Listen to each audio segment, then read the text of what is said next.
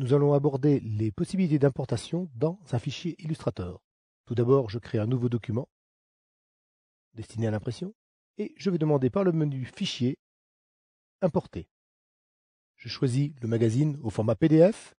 Je fais bien attention que la case Lien soit cochée, ce qui permet de garder un lien avec un fichier extérieur, puis je demande Importer. J'arrive sur ce dialogue qui me propose de passer en revue les différentes pages de ce fichier multiformat qu'est le fichier PDF. Quand j'ai choisi la page qui m'intéresse, en l'occurrence la première page par exemple, il me suffit de valider. Je repositionne cet élément graphique sur la gauche et à nouveau je demande Importer.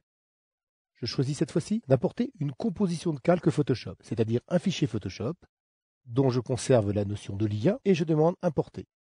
J'arrive sur un dialogue différent, dédié à Photoshop, qui me permet de jouer sur les compositions de calques. Ce fichier provenant de Photoshop contient des calques et également des compositions de calques qui vont me permettre ici de choisir un état d'affichage de calque différent selon le choix que je vais déterminer.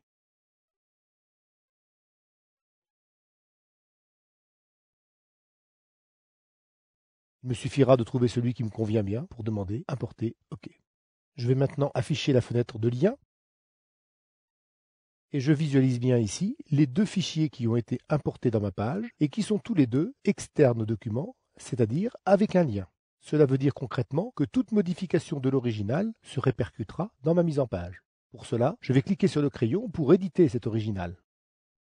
Me voici donc dans Photoshop, éditeur original de ce fichier. Je peux avoir apparaître dans la palette de composition de calque les différentes situations qui mettent en avant l'une ou l'autre des représentations graphiques, correspondant en l'occurrence aux différents calques activés ou non selon les situations. Toute modification effectuée sur cet état ou ces états se reporterait sur l'original. Si je demande d'enregistrer ce document en le fermant, automatiquement tout ce que j'ai fait se répercute sur mon nouveau document. Vous pouvez d'ailleurs voir le dialogue qui indique bien la modification et me demande de la valider. Je vais maintenant supprimer l'ensemble de ces éléments et à nouveau placer un fichier. Importer.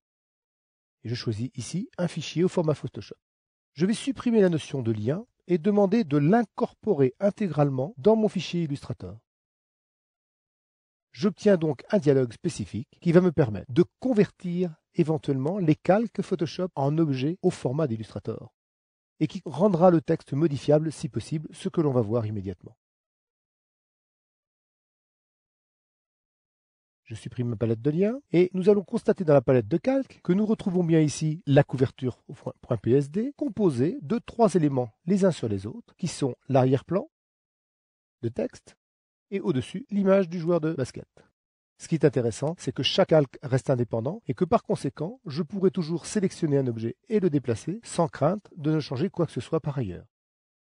On peut également changer les plans en prenant par exemple le calque de texte et en le positionnant au premier plan, ou encore, à l'aide de l'outil texte, éditer le texte correspondant pour en changer la couleur et éventuellement, pourquoi pas, la forme si on le souhaite. Voilà donc les possibilités sur un fichier qui, je vous le rappelle, a été importé de Photoshop.